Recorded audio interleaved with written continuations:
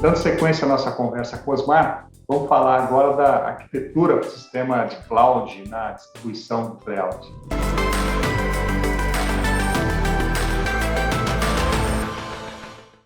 Bom, se a gente for para a arquitetura, né, entrar em detalhes ali de como foi criado o Mediator X na cloud, o primeiro detalhe, ou a primeira observação é que ele está altamente disponível, né? Ele está instalado ali em 3 zonas de disponibilidade, o que faz com que você tenha um canal principal, aqui o canal principal rodando nessa zona A de disponibilidade, você tem o canal B, né? Caso falhe, ele já comuta automaticamente para a zona 2, e dispara o canal backup, e tem um fluxo terciário aqui, né? Se falhar alguma das regiões, ele também pode fazer comutação. Essa região trabalha com channel audio only. Ele trabalha com o conceito de auto-scaling aqui, né? Então, quando ou a plataforma, o Mediator X, tem maior dificuldade, né? Ou, melhor dizendo, uma maior complexidade de processamento, ela pode, então, usar o auto-scaling para colocar mais instâncias, ou então, né, na criação de um canal eventual, você aumenta o número de canais, essa arquitetura, ela automaticamente vai escalar para suportar esse novo canal. Como banco de dados, ele está usando o Amazon Aurora, então ele saiu do modelo de dados, ou de banco de dados proprietário, e foi para o modelo de banco de dados aberto, que é o Amazon Aurora. Para transportar a mídia, né, para chegar com a mídia na cloud, e depois para distribuir essa mídia, são usados os serviços da Elemental, principalmente, né, o destaque para o Media Connect, que ele vai receber, ele vai transportar, né, todo esse fluxo de vídeo entre as distintas regiões. Lembra que lá na característica, né, no problema que a gente mencionou do Discover, esse canal é distribuído para 220 países. A Discover também implementou nessa arquitetura a capacidade de fazer moderação de conteúdo.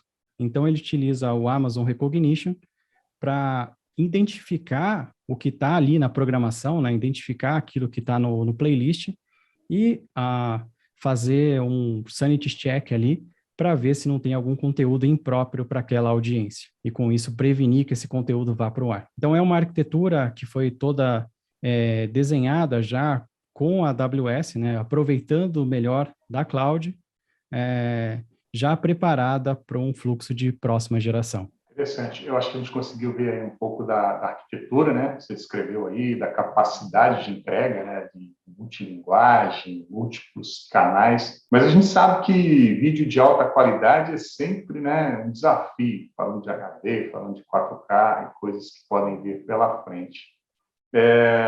Falando também da possibilidade de fazer essa distribuição, né, via nuvem, inclusive com canais ao vivo, como é que você classifica o momento atual? Como é que está a maturidade desses sistemas, a segurança para levar um fluxo de um tier alto nível, com conteúdos ao vivo, por exemplo? O que você pode dizer para a gente? Excelente. Os desafios aqui para levar esse workload para a cloud, eles são bastante óbvios, né? São também similares àquilo que a gente tem, a qualidade que a gente tem on-premise. É necessário entender que um fluxo hoje de ao vivo, principalmente de esporte, ele tem uma latência super agressiva, né? Quando a gente vai lidar com conteúdo linear, ele sempre é muito confiável também. E no mundo cloud, a gente precisa transportar isso. A gente precisa lidar com esses desafios. Ou seja, lidar com a questão de latência, né? A menor latência possível, principalmente para evento de esporte. Lidar com a fidelidade do conteúdo, né? Esse conceito para broadcast para um canal de TV é muito claro, né? E a fidelidade quer dizer, eu estou num evento gravado, ou eu estou numa inserção comercial, e aí vai entrar um evento ao vivo. A gente faz até o countdown lá, né? A gente faz o 5, 4, 3, 2, 1 para comutar de um evento gravado para um ao vivo. Tem uma certa complexidade nisso. E ele tem que acontecer exatamente naquele tempo que o operador clicou, né? Então, é isso que a gente está chamando aqui de fidelidade. E, por final, a confiabilidade, que é garantir que aquele sinal sempre está sendo entregue para o usuário final. Aí, quando a gente olha para o mundo OTT, né, para o mundo de streaming, classicamente, a gente tinha que lidar com trade-off entre latência e confiabilidade. No OTT, por exemplo, a gente, né, aumenta o buffer de contribuição, aumenta o tamanho do segmento, coloca técnicas de pré-carregamento no dispositivo, né, no device móvel, para garantir a resiliência do fluxo. Mas, em consequência, eu tenho um problema de latência. Ou então, para um fluxo de esporte, eu posso fazer justamente o contrário. Cortar os buffers da minha contribuição, diminuir o tamanho do segmento, fazer alguns ajustes no player para ter uma latência agressiva, né? Mas a gente fica exposto a qualquer intempérie ou qualquer problema de rede, né, uma perda de pacote, aquilo vai resultar num buffering ou em algum artefato que vai criar uma má experiência para o usuário.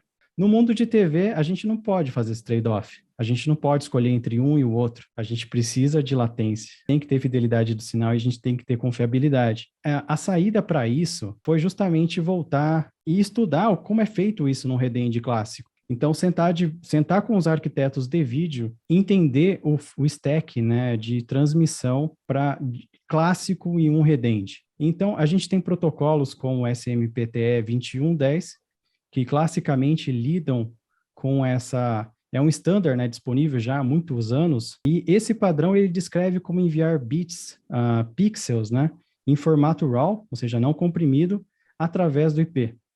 E ele classicamente utiliza o RTP e o UDP, né, e o desenho de rede, quando a gente vai transportar isso por IP, ele tem que ser dedicado. A gente cria todo um ambiente ali, gigabit Ethernet, e são cabos, é uma conexão física dedicada para transportar esse pipe de vídeo UDP e RDP. Transportar vídeo em formato não comprimido, né, em formato RAW, são vários gigas por segundo, quando não teras por segundo. É muita informação transmitida.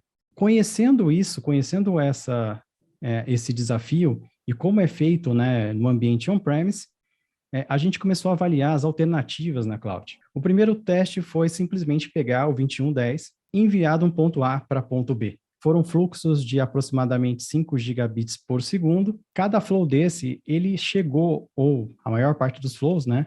Ele saiu do ponto A e foi para o ponto B. No entanto, se você observa, aqui tem alguns drops. E esses drops, quando a gente fala, se fosse um fluxo TCP ou um fluxo de dados, né, não teria nenhum problema, porque tem a retransmissão. Mas no fluxo UDP, isso significa perder alguns frames. E aí imagina a gente está lá assistindo um jogo de futebol, perde um conjunto de frames do gol. Isso não é bom o suficiente para colocar e para transportar na cloud. Então a gente começou a consultar o nosso time de network e também o time de alta performance. E eles apresentaram para a gente o SDR, né, que é o Scalable Reliable Datagram. Ele é um protocolo desenvolvido pela AWS para transportar aplicações de alta performance. E ele, ao invés de utilizar um único caminho para a transmissão, ele estabelece múltiplas rotas físicas para levar um fluxo de dados de um ponto a outro. Olhando para o fluxo de vídeo, olhando para o 2110, para o standard que tem na cloud, esse é um bom candidato, justamente por ele ter vários caminhos para transportar esse vídeo, né? E ele consegue lidar bem com a questão de retransmissão. Aí é um ponto importante, né? Quando eu falo retransmissão, lembra lá que a gente falou, buffer é ruim, colocar buffer em vídeo é ruim, mas a gente tem que observar também as características do vídeo, né? Então, uma transmissão convencional tem 30 frames por segundo, ou uma transmissão agora mais moderna, já 60 frames por segundo, e algumas até mais do que isso. Mas isso dá para a gente um certo budget de tempo para criar um buffer mínimo. Então, numa transmissão a 30 frames por segundo, a gente tem 33 milissegundos de budget, né, de tempo que a gente pode colocar uma retransmissão mínima.